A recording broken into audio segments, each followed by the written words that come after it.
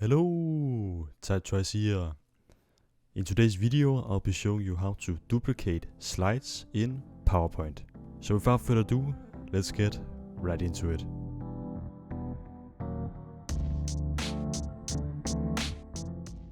As you can see, I'm working on this presentation right now. And let's say we actually want to duplicate this slide. So we have two of these. We can actually do that in a really simple way. So to duplicate a slide in PowerPoint, I'll be showing you two easy ways of doing that. The first way is to just select the slide you want to duplicate and just right click on it. Then go down right here where it says duplicate slide and press on it. And as you can see, we are now getting the exact same slide as the one we just duplicated.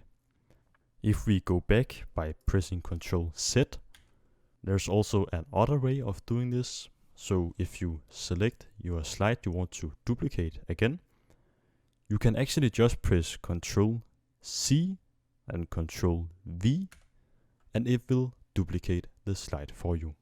So yeah, that is actually how to duplicate slides in PowerPoint. Thank you so much for watching. I hope this video was helpful. Don't forget to subscribe and like the video. That was all for now. See you in the next one.